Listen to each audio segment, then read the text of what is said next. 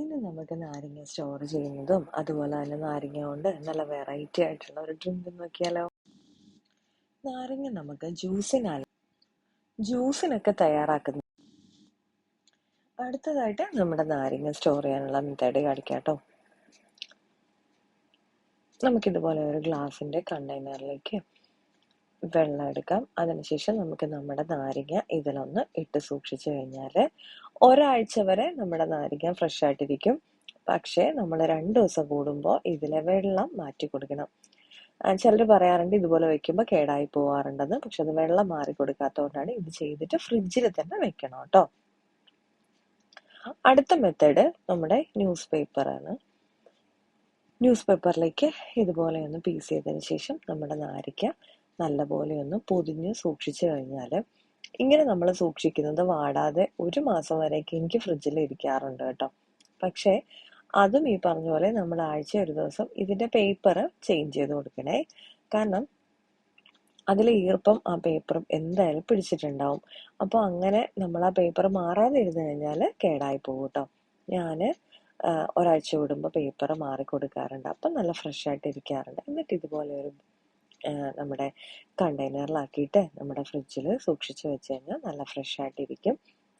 അല്ല, ഒരുപാട് നാരങ്ങയുള്ള സമയത്താണെന്നുണ്ടെങ്കിൽ നമുക്ക് നാരങ്ങ പിഴിഞ്ഞ് ഐസ് ക്യൂബ് ആക്കിയിട്ട് അങ്ങനെയും സൂക്ഷിച്ച് വെക്കാം കേട്ടോ.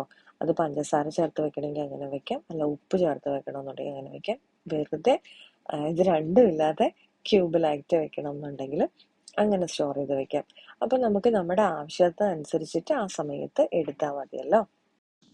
അടുത്തതായിട്ട് നമ്മുടെ കോപ്പർ ബോട്ടം പാത്രങ്ങൾ അല്ലെങ്കിൽ നമ്മുടെ ചെമ്പായിട്ടുള്ള പാത്രങ്ങളൊക്കെ ഉണ്ടല്ലോ, അത് എങ്ങനെ ക്ലീൻ ചെയ്യാൻ നോക്കാം. അതിനായിട്ട് നാരങ്ങയുടെ ഒരു പീസ് എടുക്കാം, കുറച്ച് ഉപ്പ് ഇതുപോലെ തന്നെ ഇതിലേക്ക് വിതറിയെടുക്കാം.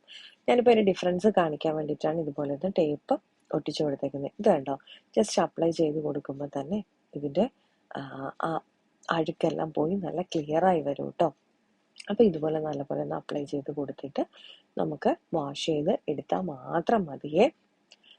ഇത് കുറച്ച് തേച്ച് വരുമ്പോൾ നമ്മുടെ നാരങ്ങയില ഉപ്പ് പോകും. അപ്പോൾ ആ സമയത്ത് കുറച്ച് ഉപ്പും കൂടി ഒന്ന് അതുമേലേക്ക് ഒന്ന് അപ്ലൈ ചെയ്ത് കൊടുത്തിട്ട് വീണ്ടും ഇതുപോലെ ഒന്ന് തേച്ച് നല്ല കുട്ടപ്പനായിട്ട് ഞാൻ കഴുകി എടുത്തിട്ടുണ്ട്. സിമ്പിളായിട്ട് ചെയ്യാൻ പറ്റിയ നല്ല അടിപൊളി ഒരു മെത്തേഡാട്ടോ. അപ്പം എല്ലാവരും ഇതുപോലെ ഒന്ന് ട്രൈ ചെയ്ത് നോക്കണേ.